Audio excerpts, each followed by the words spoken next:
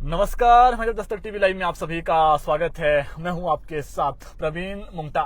तो पूरा दिन हिमाचल प्रदेश में क्या कुछ खास रहा है, सभी बड़ी खबरों को लेकर आपके साथ हम जुड़ चुके हैं और ये बुलेटिन काफी खास है, इसको शेयर आप जरूर करिएगा।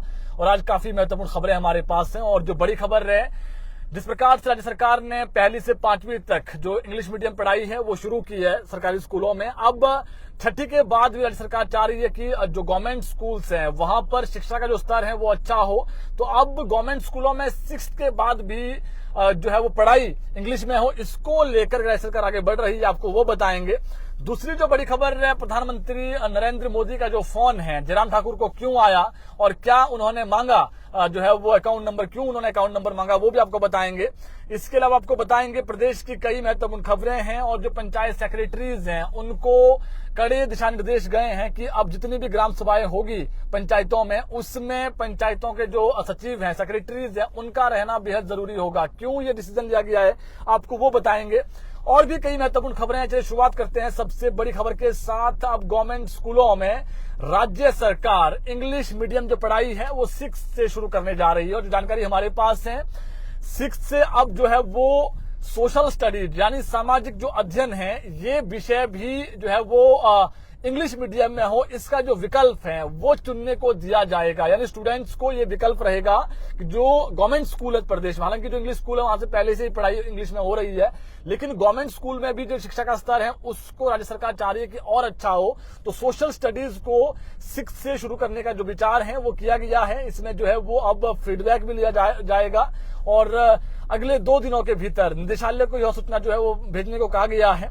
और ये कहा जा रहा है कि डिमांड के अनुसार इंग्लिश मीडियम और हिंदी मीडियम दोनों में जो है वो कह सकते हैं आप जो पढ़ाई है वो हो सके। तो अब जो स्टूडेंट्स है वो चुन सकेंगे कि आपने इंग्लिश में पढ़ना है या हिंदी में पढ़ना। आपको मालूम है आगे कॉम्पिटेटिव एग्जाम है, तो कॉम्पिटेटिव एग्जाम जो है वो उसमें इंग्लिश का भी जो है वो सिलेबस रहता है। तो इसमें जो सरकारी स्कूल के बच्चों पिछड़ ना जाए, इसलिए ये कंपलसरी कर दिया गया है।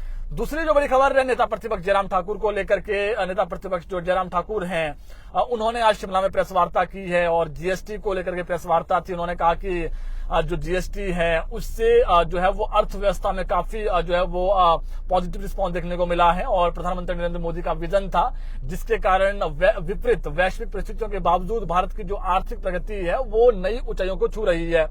इसके अलावा जो नेक्स्ट जनरेशन जीएसटी भी देशवासियों को राहत देने का वही ऐतिहासिक कदम है और उन्होंने कहा कि 3 सितंबर को जीएसटी काउंसिल के 56वीं बैठक में जीएसटी के 4 स्लैब में से 2 स्लैब खत्म कर दिए गए।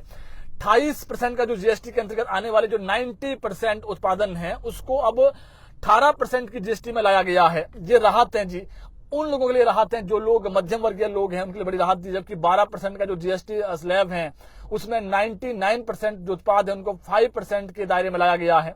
कैंसर के जो पेशेंट्स हैं उनकी जो मेडिसिन है, दवाइयां हैं, थैलेसीमिया है, अन्य जो जानलेवा रोग हैं उसकी जो दवाइयां हैं उसमें 31 महत्वपूर्ण दवाइयां उसको जीएसटी के दायरे से बाहर कर दिया। यानी जो लोग गंभीर बीमारी से ग्रस्त हैं देश के अंदर, प्रदेश के अंदर, उनके लिए सरकार ने ये किया है कि जो केंद्र सरकार ने जो जीएसटी में स्लैब था उसको भी हटा दिया है। तो उन्होंने कहा कि ये प्रधानमंत्री नरेंद्र मोदी का विजन है और जिसके तहत जो गरीब है और ऐसे लोग हैं, मध्यम वर्गीय लोग हैं जो पैसा नहीं खर्च कर सकते हैं, तो उनके लिए ये बड़ी राहत है। इसके अलावा बात करें प्रधानमंत्री नरेंद्र मोदी की, तो उन्होंने जो है वो फोन किया जयराम ठाकुर को और जयराम ठाकुर ने आज ये बात खुद जो है वो कही है और सोशल मीडिया जो अकाउंट है उसमें उन्होंने साझा भी किया है कि मुझे प्रधानमंत्री नरेंद्र मोदी का फोन आता है और नरेंद्र मोदी जी ने बाबा विश्वनाथ जो मंदिर है वहां के जो पुजारी है उनके लिए जो एक पांव में पहने जाने वाली जो पुले होती है, जो सोशल हिंदी भाषा में पुले कहा जाता है, और इसको पांव में पहनने वाली जो चप्पल होती है जो मध्य प्रदेश में बनती है, जो सेल्फ हेल्प ग्रुप की महिलाएं हैं वो बनाती है, इसके लिए स्पेशली फोन आया प्रधानमंत्री नरेंद्र मोदी का जयराम ठाकुर को और उन्होंने सराज विधानसभा के छतरी जो क्षेत्र पड़ता है वहां पर जो 2 सेल्फ हेल्प ग्रुप्स थे उनसे ये जो है वो मंगवाई। उसके बाद 250 जो पुले हैं वो भेजी गई। कुछ लोग कह रहे हैं कि सर साउंड प्रॉब्लम लिख रहे हैं कुछ लोग जी। साउंड प्रॉब्लम अगर आ रहा है तो बताएं आप, हालांकि साउंड प्रॉब्लम इसमें साउंड आ ही रही है। काफी लोग कमेंट कर रहे हैं साउंड को लेकर के, तो साउंड दें जी आपको साउंड में। चलिए हम जानकारी देते हैं कि प्रधानमंत्री नरेंद्र मोदी का जो फोन है वो जयराम ठाकुर को आता है और जयराम ठाकुर से स्पेशली जो पुले हैं वो मंगाई गई और छतरी से ये पुले दी गई है और 250 के लगभग पुले थी। और सबसे रोचक बात सुनिए आप, जयराम ठाकुर ने कहा है कि सर आपने पहली बार मौका दिया इस प्रकार से ये पुले भेजने का, तो पैसे की बात नहीं बनती, लेकिन उन्होंने कहा कि आप मुझे तुरंत जो है वो जो सेल्फ हेल्प ग्रुप है उनके अकाउंट नंबर भेजिए। और जब जयराम ठाकुर ने कहा कि सर रहने दीजिए, फिर उन्होंने कहा कि ऐसा नहीं है, ये मेरी आपसे व्यक्तिगत जो है वो कह सकते हैं आप प्रार्थना रिक्वेस्ट है। उसके बाद जो है उन्होंने दोनों जो सेल्फ हेल्प ग्रुप है उनके नंबर भेजे और बाद में पीएम मोदी के अकाउंट से जो है वो दोनों जो सेल्फ हेल्प ग्रुप है उनके लिए जो है वो पेमेंट की जाती है। तो ये एक मैसेज है जी प्रधानमंत्री नरेंद्र मोदी हिमाचल प्रदेश की जो महिलाएं हैं, जो सेल्फ हेल्प ग्रुप है, उनसे जो पुले हैं, हालांकि जब हिंदू जो लोग हैं वो समझते हैं जो आस्था का प्रतीक है मंदिर है, विश्वनाथ मंदिर है, बाबा विश्वनाथ मंदिर, वहां पर जो पुजारी है वो उसको पहने, इसलिए 250 पुले जो है मंगाई पीएम मोदी ने। और हिमाचल प्रदेश की बात करें तो देवभूमि है, स्वाभाविक है, यहाँ से जो पुले हैं वो भेजी गई है और वहां के जो पुजारी है वो उसको पहने हुए नजर आएंगे। इसके अलावा मंडी से सांसद कंगना रनौत ने आज लोकसभा में नेता प्रतिपक्ष जयराम ठाकुर पर आज जो नेता विपक्ष हैं उन पर तीखा हमला बोला है। और इन दिनों जो कंगना रनौत है हिमाचल प्रदेश में, बीते कल उन्होंने कई बयान दिए थे, आज भी उन्होंने बयान दिया है। उन्होंने कहा कि राहुल गांधी हमेशा देश को शर्मसार कर देने वाले बयान देते हैं और उनकी करतूतें ही ऐसी है।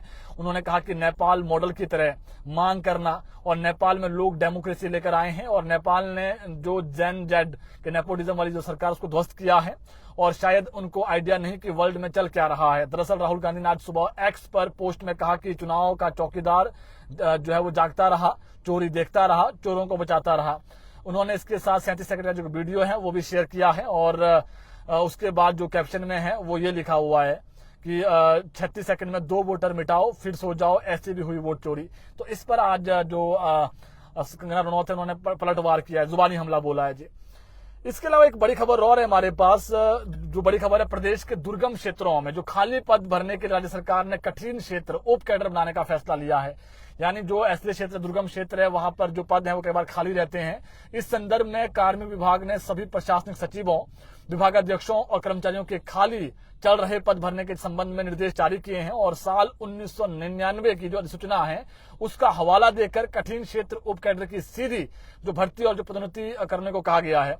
विभाग ने स्पष्ट किया कि कठिन क्षेत्र उप कैडर से संबंधित जारी आदेशों की अनदेखी अब बर्दाश्त नहीं की जाएगी। और कार्मिक विभाग के अवसर सचिव की ओर से जारी पत्र में बताया गया है कि 1999 में जनजातीय एवं जो दुर्गम इलाके थे वहां पर जो विकास में असमानता थी उसको दूर करने के उद्देश्य से जो एक कैडर लाया गया था, कठिन क्षेत्र उप कैडर का गठन किया गया था। इस व्यवस्था के तहत विभिन्न विभागों में जो सभी जो पद हैं उप कैडर हैं वो बनाए गए थे ताकि इन क्षेत्रों में जो शिक्षा का स्तर है, स्वास्थ्य का स्तर है वो ठीक हो सके। लेकिन बावजूद इसके जो लोग हैं, जो कर्मचारी वहां पर जाना पसंद नहीं करते हैं, तो इसको लेकर के नया जो है वो एक आदेश निकाले हैं जी, उप कैडर रहेगा, जाना पड़ेगा कर्मचारियों को वहां पर भी सेवाएं देने और वहां पर जो पद खाली हैं उनको जल्द भरा जाएगा। राज्य सरकार चाह रही कि ऐसे जो दुर्गम क्षेत्र है वहां पर जो कर्मचारी है वो पूरे हो, चाहे वो स्कूल हो, कोई भी हो। इसके अलावा कांगड़ा जो बैंक है, केंद्रीय सहकारी बैंक, केसीसी बैंक और सुर्खियों में है इन दिनों, और उसमें अब जो एक बड़ा फेरबदल हुआ है वो बता देते हैं आपको। वहां पर बड़ा प्रशासनिक जो फेरबदल है वो किया गया है। आज बैंक के नवनियुक्त जो प्रबंधक निदेशक है संदीप कुमार, उन्होंने 1 दर्जन कर्मचारियों को तबादला कर दिया है। इस फेरबदल में सबसे ज्यादा जो चर्चा का जो है वो बनी हुई अभी वो है बैंक के जो पूर्व चेयरमैन है कुलदीप पठानिया, उनके निजी सहायक, पीए और जो विशेष कार्य अधिकारी ओएसटी है उनके तबादले कर दिए गए हैं।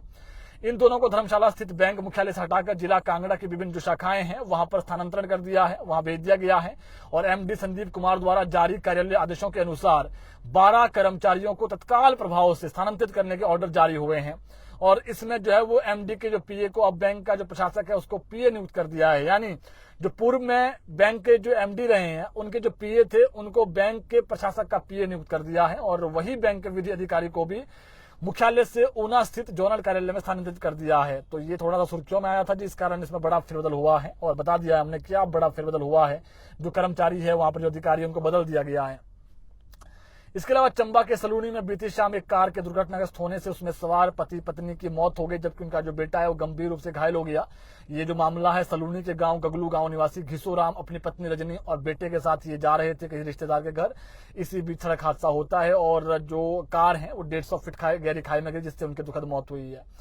इसके अलावा कुल्लू की खबर है, बड़ी खबर है जी। कुल्लू में आरोप लगा है कि जो पुलिस है उन्होंने भी पिटाई की है। अब क्यों पिटाई की है पुलिस ने? कुल्लू जिला के निरमंड में 2 लड़कियों की पिटाई करने वाले जो दंपति है, टीचर और उनकी जो बेटी है, उन पर अब पुलिस ने एफआईआर कर दी है। क्रॉस एफआईआर हुई है। एक वीडियो सोशल मीडिया पर आपने देखा किस प्रकार से लात घूंसे जो है वो लड़की को मारे जाते हैं, आपने उसका वीडियो भी देखा होगा। लेकिन अब इसमें क्रॉस एफआईआर हुई है। पूरा मामला क्या है बताते हैं आपको। इस मामले में दंपति टीचर की शिकायत पर पहले ही किन्नौर की जो मुस्कान है, पूजा और जो अंशु है, उनके खिलाफ एफआईआर हो चुकी थी। अब दोनों तरफ से क्रॉस एफआईआर हो गई है और मुस्कान और पूजा ने कुल्लू के ब्रो थाना में दंपति टीचर रामेश्वरी देवी, उनके पति जगदीश चंद और जो बेटी प्रकृति है, उनके खिलाफ शिकायत दी है। इसमें लड़कियों ने बेरहमी से उनकी पिटाई, जातिगत अपमान और महिला अधिकारों के उल्लंघन के आरोप लगाए हैं। और पुलिस को दी शिकायत में पीड़ित जो युवतियां हैं, उन्होंने पुलिस थाना इंचार्ज समेत एक अन्य जवान पर भी बेल्ट व थप्पड़ मारने के आरोप लगाए हैं। तो मामला तो ये है कि लड़की को मारा गया लात घूंसे से। आपने वीडियो भी देखा है हिमाचल दस्तक पर, वो वाला वीडियो हमने चलाया था वो वीडियो। लेकिन अब इसमें एक पक्ष ने पहले एफआईआर की थी कि वो नशे में थे, तो उन्होंने बताया कि हम नशे में जरूर थे, लेकिन जिस प्रकार से पिटाई की गई, बर्बरता से पिटाई की गई, तो अब जो दोनों दूसरा पक्ष है उन्होंने भी एफआईआर कर दी है। और ये आरोप लगाया कि जो वहां पर थाने में इंचार्ज थे, उन्होंने जो है वो बेल्ट से और थप्पड़ मारे हैं वहां पर जो है वो जो लड़कियां हैं और जो वहां पर आरोपी थे उनको थप्पड़ मारे हैं। अब दोनों तरफ से जो है वो इसका जो वीडियो वो भी मौजूद है। और ये जो मामला है 15 सितंबर का है, शाम 7:30 बजे का। आपने वीडियो उसके बाद देखा सोशल मीडिया पर। फिर ये भी लोगों ने कहा कि नशे में धुत हैं, लेकिन जिस प्रकार से पिटाई की गई, अब जो दूसरा पक्ष है वो भी सामने आया है और इसमें दोनों तरफ से एफआईआर हो गई है जी। और ये माना था उन्होंने कि हमने शराब पी थी, लेकिन हमारे साथ जो मार पिटाई की गई है वो कतई भी जो है वो इस प्रकार की, क्योंकि पुलिस ने जब उनको पकड़ा तो पुलिस ने का जो व्यवहार था वो भी सही नहीं था, ये आरोप लगे हैं। इसके अलावा कांगड़ा जिला के बनोली पंचायत में बीती रात जमीन का जो पुराना विवाद था, उसके चलते गांव के ही कुछ युवकों ने 57 वर्षीय करनैल सिंह पर दरार से हमला कर दिया। दुखद खबर है जी। और इसमें गर्दन पर वार किए हैं जो ये है। इसको अब पुलिस ने मामला दर्ज कर छानबीन जांच शुरू कर दी है जी। तो जमीन विवाद के चलते ऐसे मामले भी सामने आ रहे हैं जी हमारे हिमाचल प्रदेश में। मामला कांगड़ा जिला के बनोली पंचायत का है और खून लगा हुआ था, दरार से हमला किया है।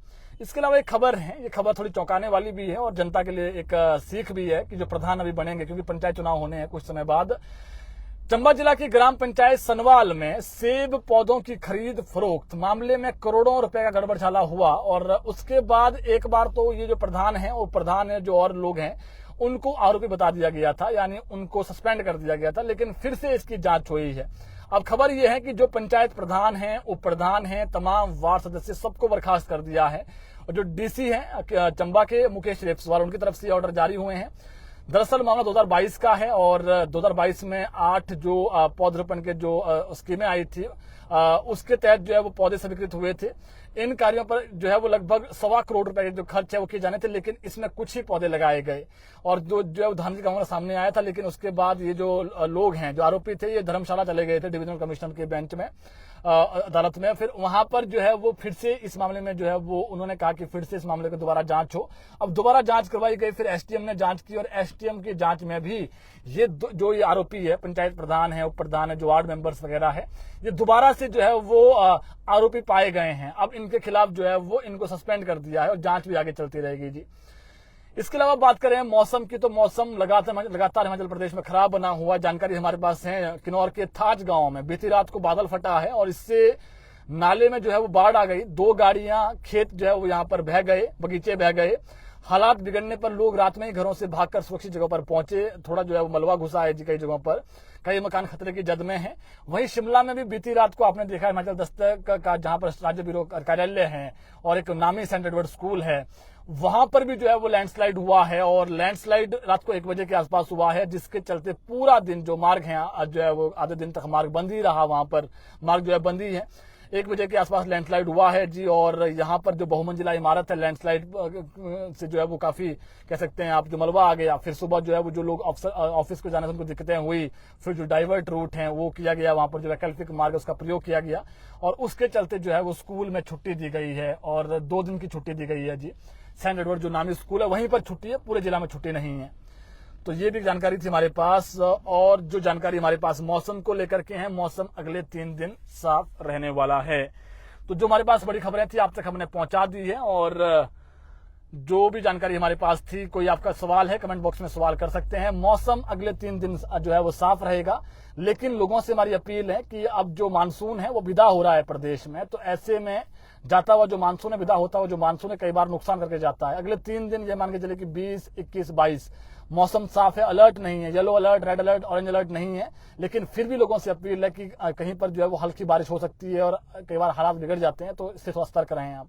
और कोई बड़ा अलर्ट नहीं है कि बहुत अधिक बारिश होगी, जो हमारे पास जानकारी है।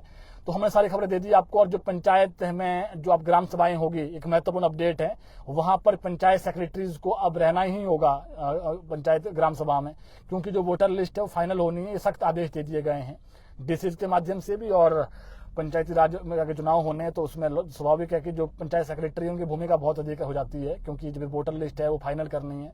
तो ये भी बड़ी खबर थी। तो हमारे पास जो जानकारी थी आप तक हमने पहुंचा दी है। बहुत सारे लोग हमारे साथ जुड़े हैं और जो भी बड़ी अपडेट थी हमने आप तक पहुंचा दी है। कोई सवाल है तो आप सवाल कर सकते हैं। कोरोना मूलक नोटिफिकेशन नहीं हुई है सर, ये थोड़ा सा समय लगेगा, अभी जब होगी तो बता देंगे आपको। इन्होंने भी कह दिया है कि 3 लाख रुपए कर दी है इनकम सीमा, लेकिन अभी तक सरकार ने जो है वो जो पीछे जो है वो सीएम ने फैसला लिया था कैबिनेट बैठक में कि इनकी भर्तियां होंगी, लेकिन अभी तक नहीं हो पाई। इसमें कोई नया अपडेट नहीं है, जैसे आएगा तो बताएंगे। पीटी की भर्ती कब तक होगी सर, इसमें नया अपडेट कोई भी नहीं है। चलिए अभी फिलहाल इतना ही। कल जुड़ेंगे आपके साथ ठीक 6